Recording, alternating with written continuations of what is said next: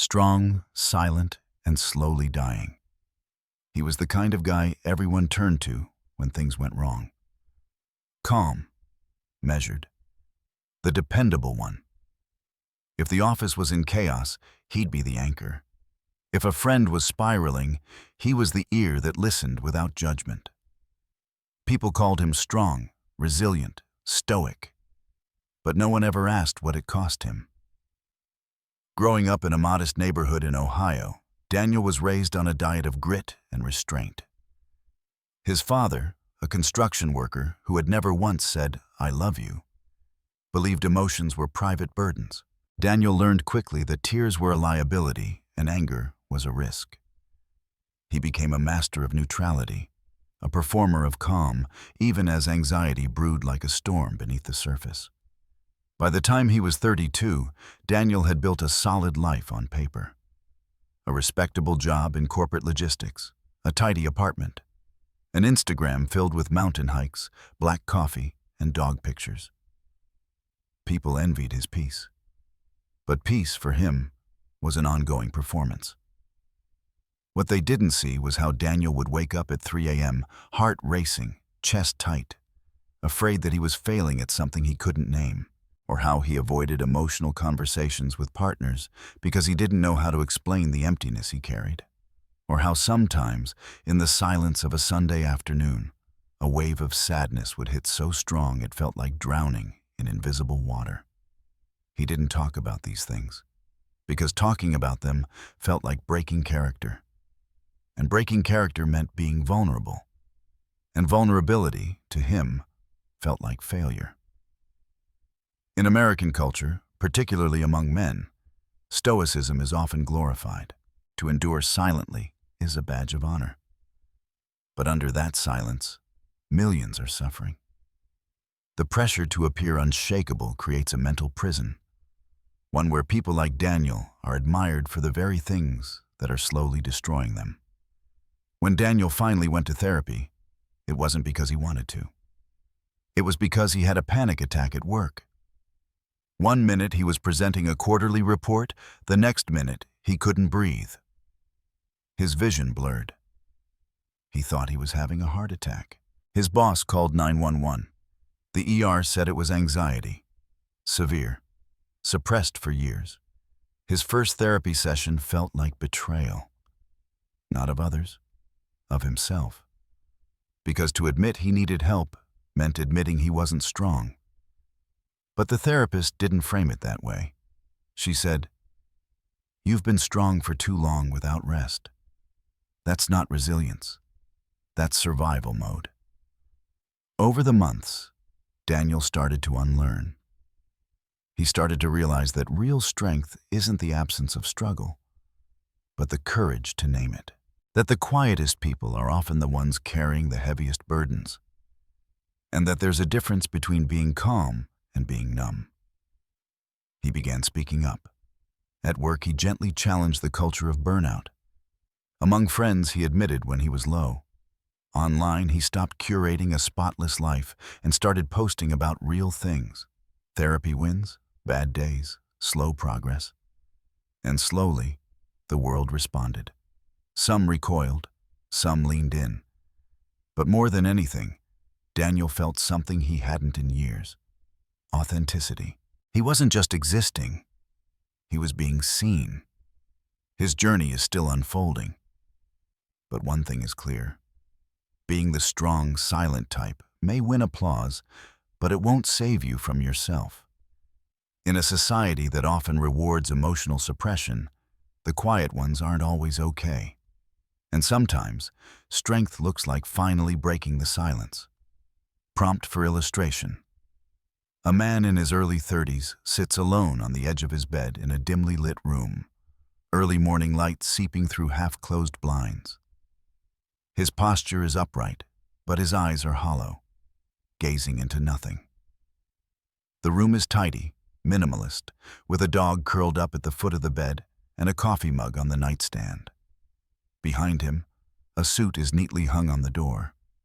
The walls feel sterile, calm, yet the atmosphere is heavy with emotional weight. The man is the embodiment of someone admired by others, but silently unraveling inside. Crying is cringe. When Marcus was 8, his mother slapped his hand away when he started crying after scraping his knee on the playground. "Boys don't cry," she hissed. The shame hit harder than the fall. From that moment on, he understood. Pain could be tolerated, but tears could not. He stopped crying in public, then in private, then altogether. Growing up as a black boy in a low-income neighborhood in Baltimore, Marcus absorbed the message quickly. Emotions, especially those seen as vulnerable, weren't just dismissed. They were dangerous.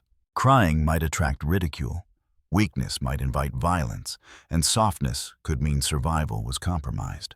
By middle school, Marcus had perfected a face of stone. He played sports hard. He made jokes before others could make them at him. When his father walked out, he kept his mouth shut. When his cousin was shot, he nodded solemnly at the funeral, then went home and said nothing. He was praised for being mature, stoic, respectable.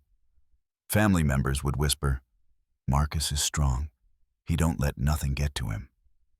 And so Marcus learned to carry pain like a secret in his back pocket. Fast forward to college. Marcus got a scholarship to a state university and tried to build a new life. But something didn't click. He couldn't open up in relationships. He didn't know how to talk about his feelings.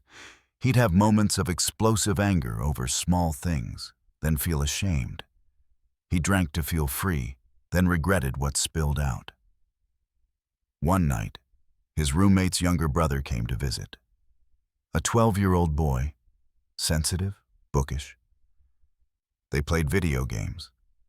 Then the boy started crying when he lost. Instinctively, Marcus felt a flicker of disgust. He was about to say, "Don't be a little girl," but stopped. Something about the kid's rawness pierced him. For the first time in years, he didn't just see weakness. He saw courage. That night, Marcus remembered himself at that age. The slap, the silence, the sadness.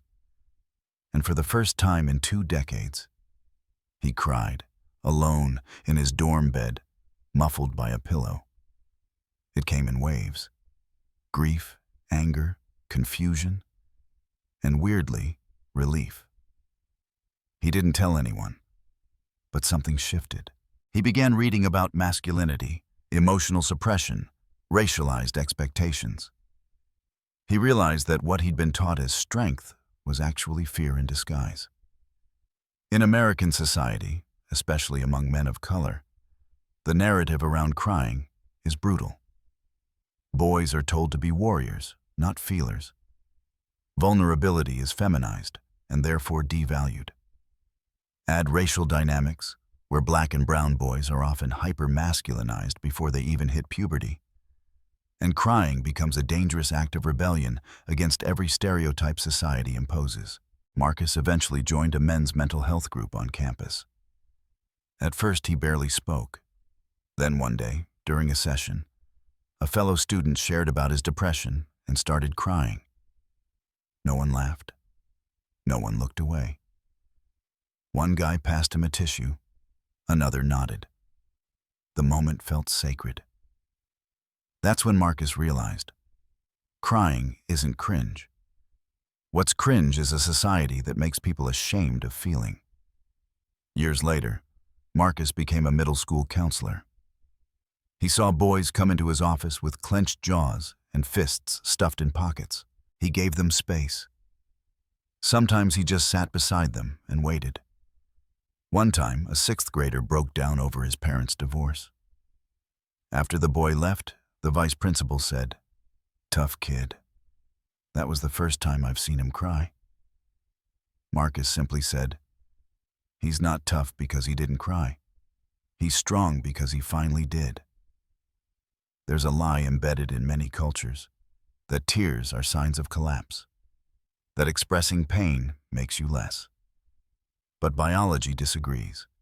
Neuroscience shows crying releases stress hormones. Psychology confirms emotional suppression leads to increased anxiety, depression, and even physical illness. What's more radical than that science is the personal truth many discover too late. Feeling is not failing. And crying? Crying is the nervous system's way of saying, "You're human, let it out." Marcus still doesn't cry often, but he no longer sees that as virtue. He sees it as something to unlearn. Because now he knows, tears don't make him less of a man. They make him more of a whole person. The happy mask. To most people, Natalie was radiant. The girl who always had a plan, always smiled, and always answered texts with sunshine emojis. She ran a popular lifestyle blog, had a skincare routine people envied, and hosted Sunday brunches with Pinterest-worthy spreads. Her laughter filled rooms, her photos glowed. She was the one everyone went to for advice. But beneath the flawless surface, Natalie was unraveling. Since high school, she had developed a near-religious attachment to perfection. It wasn't just about looking good. It was about never making people uncomfortable, never being a burden. She excelled in school, dated well, got a marketing job at 23, and rose quickly. She bought matching throw pillows. She journaled about gratitude. She went to yoga and posted her smoothies. And yet, she couldn't sleep. Panic attacks clawed at her chest in the dark. Her therapist, whom she rarely told people about, called it high-functioning anxiety. A paradox. A performance of control that masked internal chaos. Natalie didn't want to fall apart. People relied on her. She was the emotional support friend, the fixer, the one who made problems disappear. But when her younger sister attempted suicide, the cracks widened. Natalie flew across the country, held her sister's hand, kept the family together, and then flew back to her apartment and collapsed into bed for 2 days straight, unable to move.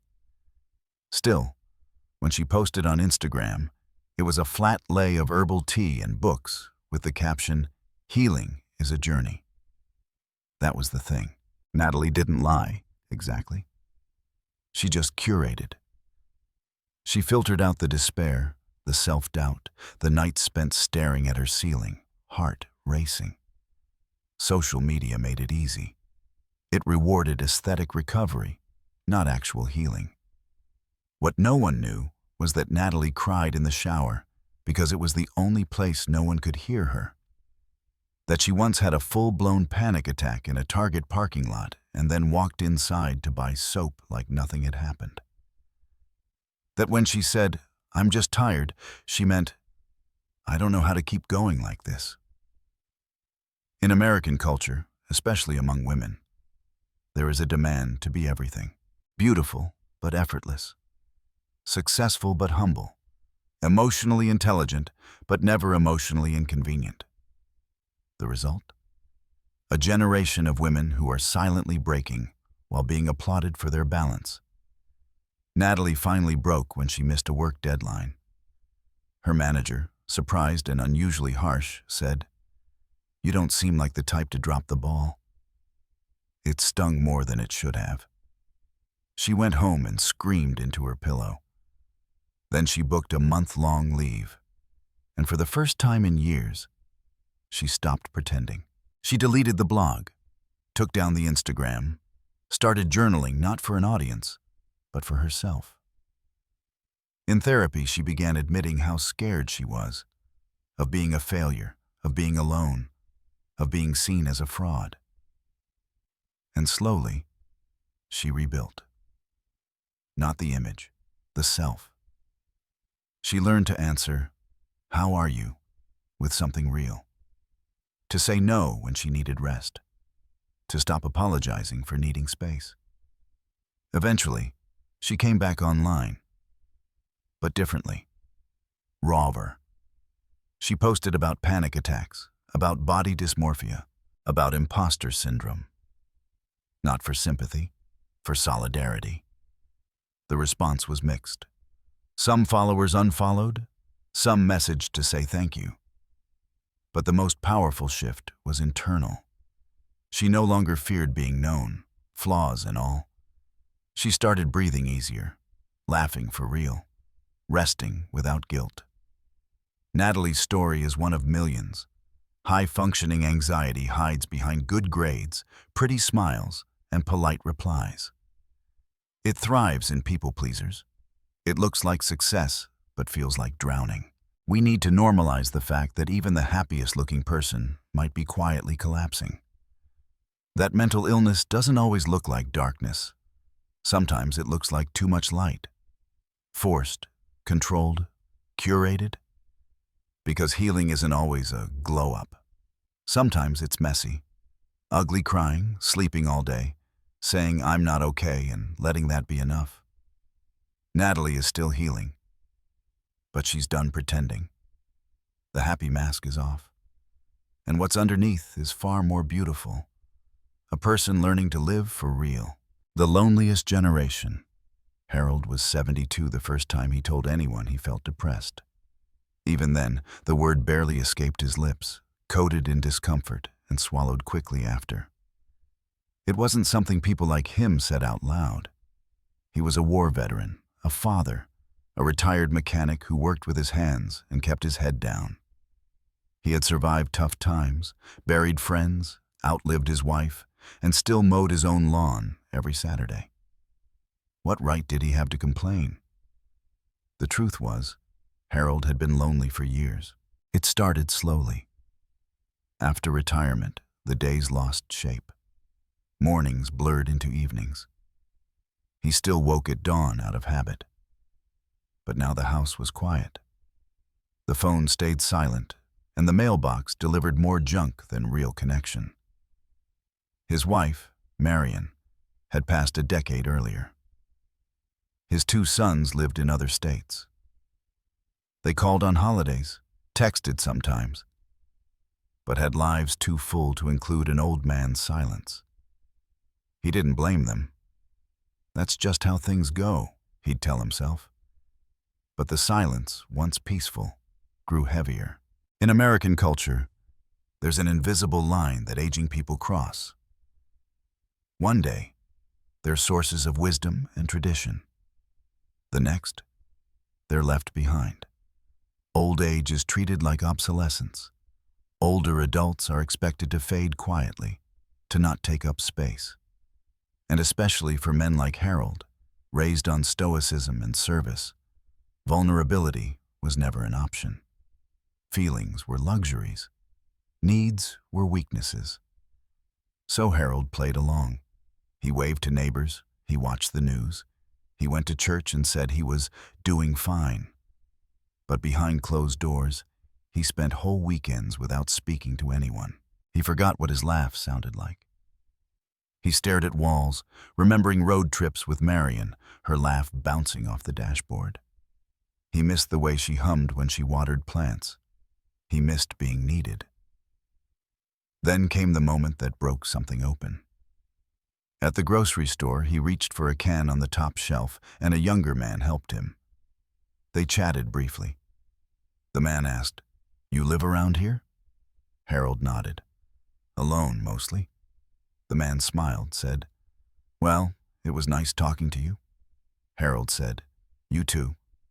Then he walked out to his car and cried, not because of what was said, but because it had been weeks since someone looked him in the eye with warmth. That night, he Googled loneliness in seniors. It led him to an article, then another, then to a study by the CDC that said loneliness in older adults increases the risk of dementia by 50% and heart disease by nearly 30%. The data hit him like a truth he'd known but never admitted.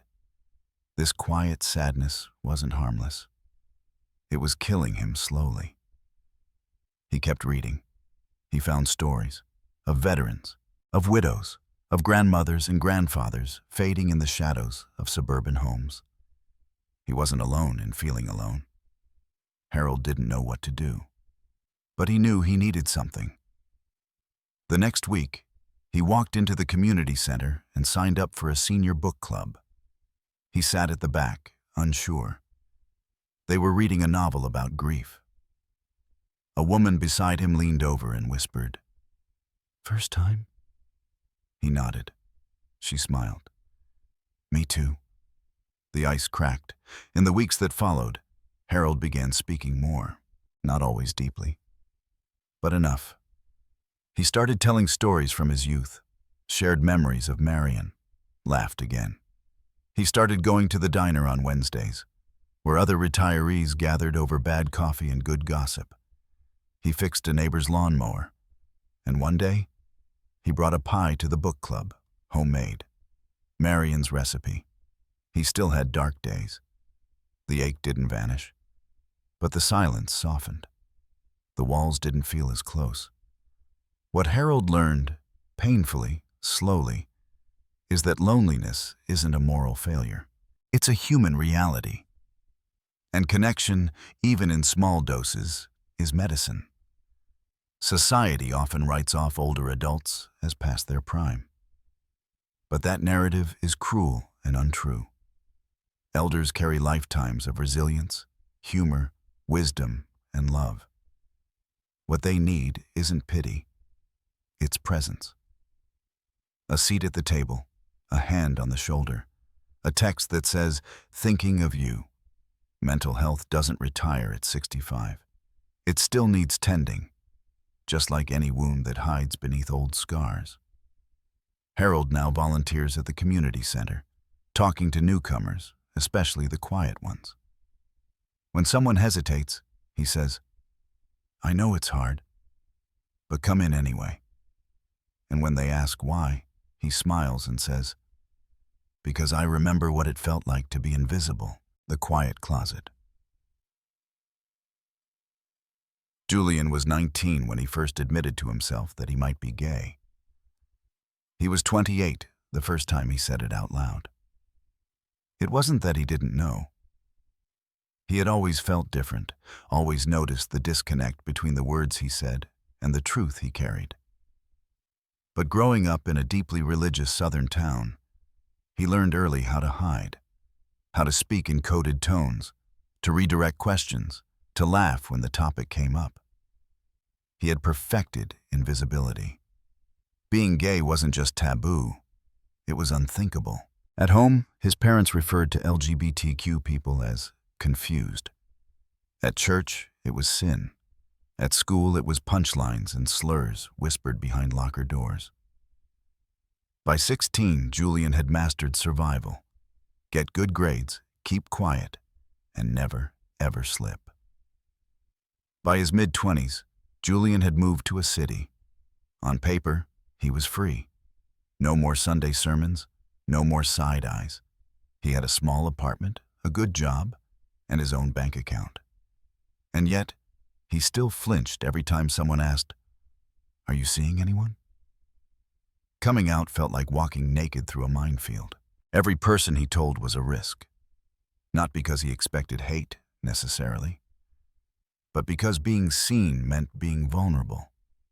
And Julian had spent his whole life armoring himself.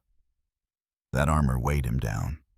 He'd lie awake at night scrolling through social media, watching queer couples dance at weddings, celebrate anniversaries, live openly. He didn't envy them. He just didn't know how to get there. Mental health in the LGBTQ community is a crisis hiding in plain sight. According to the Trevor Project, LGBTQ youth are more than 4 times as likely to attempt suicide than their peers. And the closet, no matter how tastefully decorated, is a suffocating place to live. Julian's anxiety wasn't just social. It was existential. He couldn't breathe in rooms where he had to lie. Couldn't relax in spaces where he wasn't sure if he was safe. So he compartmentalized. He had work Julian, family Julian, and real Julian, who only came out at 2 a.m. on Reddit forums and in the Notes app on his phone. It wasn't sustainable. His chest tightened at unexpected moments, while ordering coffee, riding the train, walking past rainbow flags. Not from shame, but from longing. The turning point came one rainy afternoon. Julian had been dating someone, softly, quietly, in the background. His name was Marcus. They had never taken a photo together, never held hands in public. Julian thought that made it safer. But when Marcus ended it, he said something Julian couldn't forget. "I don't think you love yourself enough to love me." It wasn't cruel. It was true. Julian sat with those words for days, then weeks. Then something shifted. Not a grand revelation, just the quiet realization that silence was killing him. That staying hidden wasn't noble. It was erasure. He started small, told a friend from work, then another. He joined a local LGBTQ community group, mostly just to sit in the back and listen. But people saw him.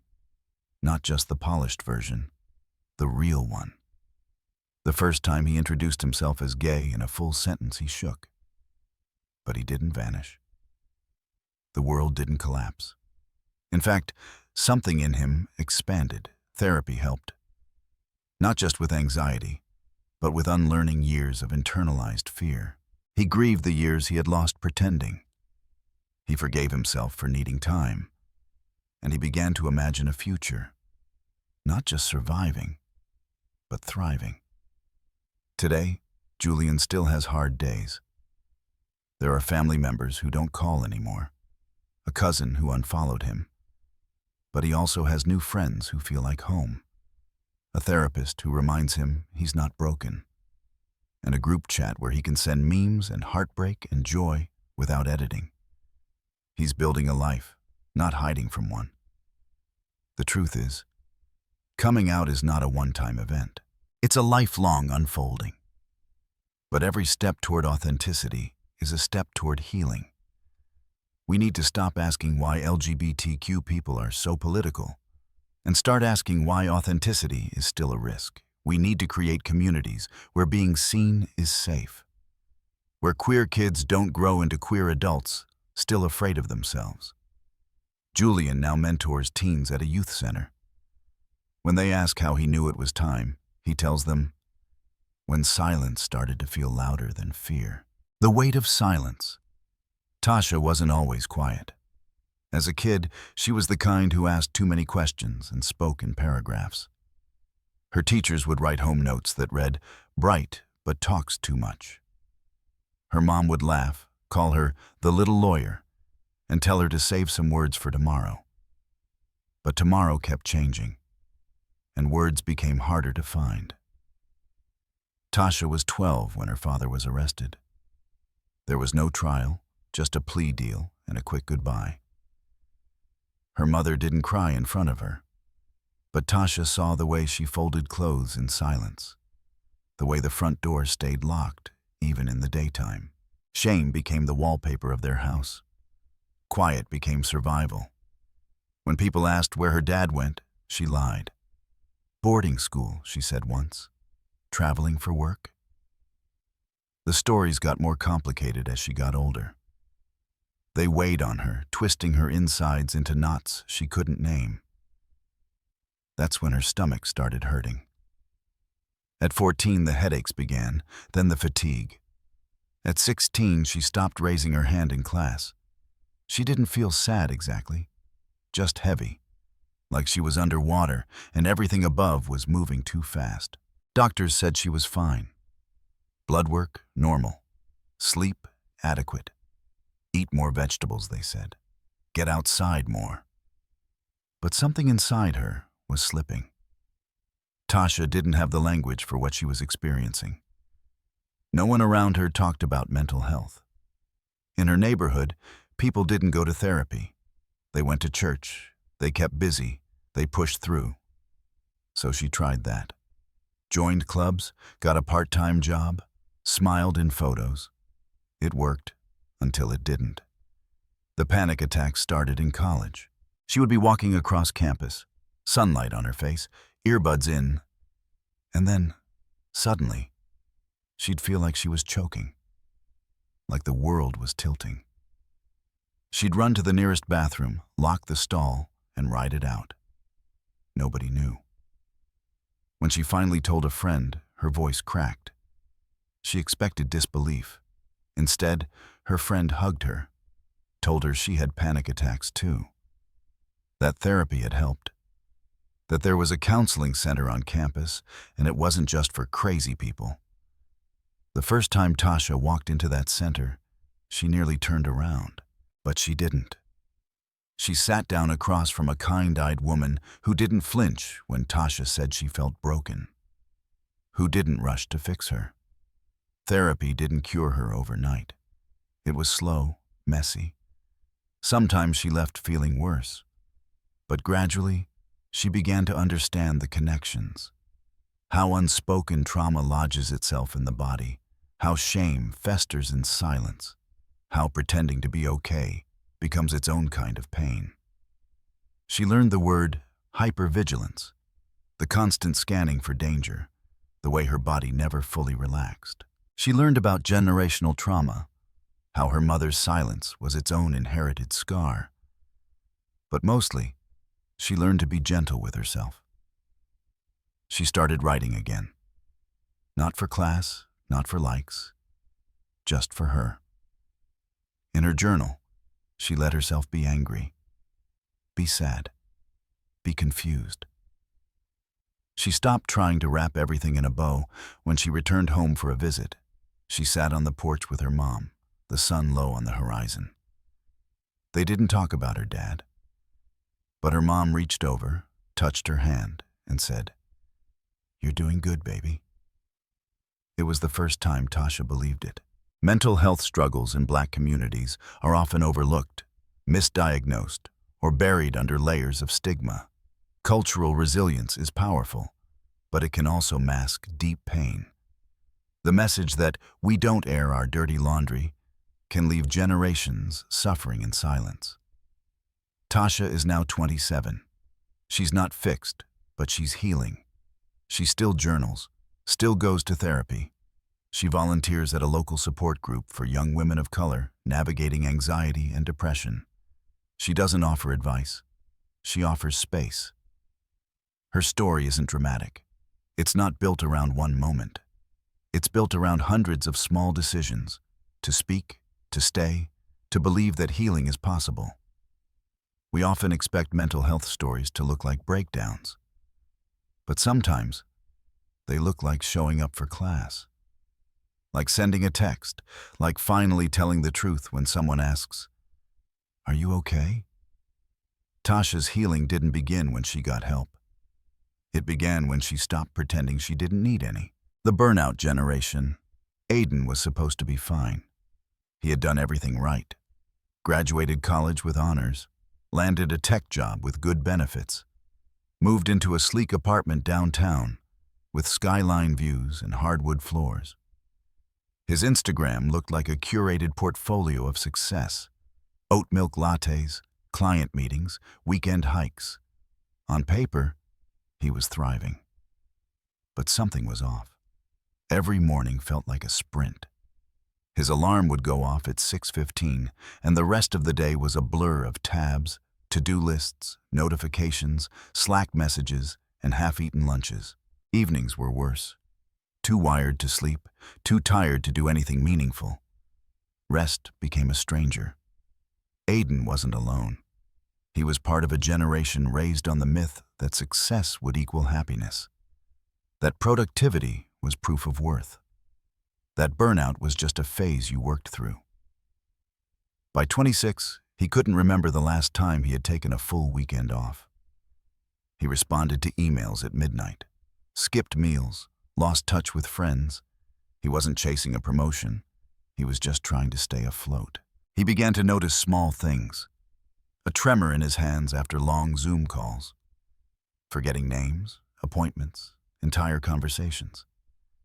His therapist, the one he'd been seeing off and on since college, finally said the words he'd been avoiding. Chronic burnout. It didn't look dramatic. No breakdown, no crying on the floor. Just a slow erosion of joy. A constant hum of anxiety. Aiden had internalized the idea that rest was weakness, that if he wasn't always producing, he was falling behind. He'd grown up with parents who worked 2 jobs, who never called in sick, who didn't talk about feelings. He thought hustling was the way to honor them. But somewhere along the line, hustling became harming. Mental health among millennials and Gen Z is a crisis with a glossy filter. Social media often hides the exhaustion, the comparison, the quiet despair. Everyone's performing wellness while silently unraveling.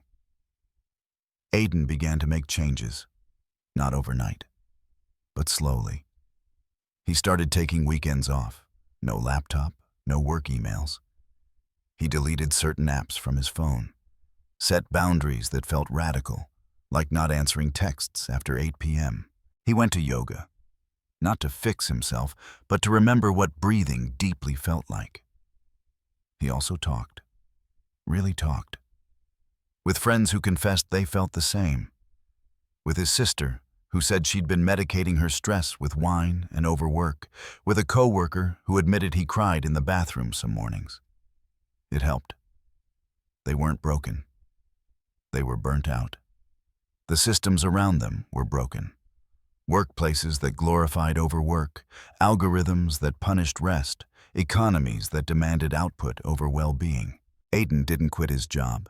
He still worked hard. But he started asking different questions. Not, what did I get done today? But, how did I feel today? Not, what's next, but, what's enough? He started journaling, not performatively, not as content. Just notes to self. On hard days, he'd write, "You're allowed to rest." On good days, "You're more than your output." Burnout isn't always about doing too much. Sometimes it's about not doing what nourishes you, about forgetting what it means to feel alive. Now, when people ask Aiden how he's doing, he doesn't say busy. He says balancing. He still has anxious days, still overcommits. But he's learning to forgive himself, to pause, to be. We have to stop glorifying exhaustion, stop turning pain into proof of ambition. Healing means unlearning, not just bad habits, but bad beliefs. Aiden's story is not about quitting the world. It's about returning to himself. The quiet revolution. There's a moment, not loud, not dramatic, when a person decides to try again. It doesn't come with fireworks. Sometimes it comes in the form of brushing your teeth after 3 days of not doing it. Sometimes it's replying to a text, or making a real meal, or cracking a window for fresh air. In the quiet corners of the world, this revolution is happening. It's happening in the classroom, where a high school student finally tells the counselor that she's not okay. It's in the therapist's office, where a middle-aged man unlearns decades of shame. It's in the break room, where a coworker says, "I need help," instead of pretending. It's not flashy. It doesn't trend. But it's real. This story begins with a woman named Elena. At 54, she had spent most of her adult life taking care of others, her children, her husband, her aging parents. She worked double shifts as a nurse, volunteered at her church, baked casseroles for neighbors. Her life was full of giving. But somewhere along the way, she forgot how to receive. Elena never labeled her feelings. She didn't have time. She just called it tired. A tired that sleep didn't fix. She thought this was just life. That aching in her chest? Probably heartburn. The crying in the car? Just hormones. The forgetfulness, the numbness, the apathy? Just getting older. Until one day she sat on the floor of her kitchen and couldn't get up. Nothing had happened. No trigger, no crisis. Just the weight of years catching up to her body, her spirit. Her daughter found her like that, helped her up, stayed quiet, and later that night handed her a piece of paper, a list of therapists in the area. Elena didn't want to go. It felt indulgent, embarrassing, weak. But she went. She met with a woman named Mariam who didn't talk in cliches, who didn't ask her to be positive, who just listened. And slowly, Elena began to speak. She spoke about how she always put herself last, about the miscarriages she never grieved, about the loneliness of marriage, about the silence she inherited from her mother. And she cried, not the polite kind. The deep, gut-wrenching sobs that make your body shake. She hadn't cried like that since she was a teenager. After weeks of sessions, Mariam asked her something simple. When was the last time you felt like you were enough? Elena couldn't answer. That question stayed with her. It followed her to the grocery store, to work, into bed. It was the beginning of everything changing. Not because she found the answer, but because she started to ask it. Healing, she learned, wasn't a destination. It was a relationship with yourself, with others, with the truth. She started painting again. At first, she hated what she made. But then she realized it wasn't about beauty. It was about process. She painted in silence, then with music, then with her granddaughter by her side. She still volunteered, still cared for others, but she also began to care for herself, not as an afterthought, but as a necessity. Mental health isn't just about diagnosis. It's about dignity, about acknowledging that human beings have limits, that exhaustion isn't a badge of honor, that joy is not a reward, it's a right. Elena's story isn't extraordinary. That's what makes it powerful. There are millions of Elenas, people who live their lives holding everything together, unaware that they too deserve to be held. The quiet revolution is not about perfection. It's about presence. It's about showing up to your own life, even when it's messy. Especially then, as this series ends, the message is simple, but urgent. Mental health is not optional. You don't need to hit rock bottom to ask for help. You don't need to justify your pain to be taken seriously. You don't need to be strong all the time to be worthy. You are enough, even now, even here. And that small truth, whispered, not shouted, is where the revolution begins.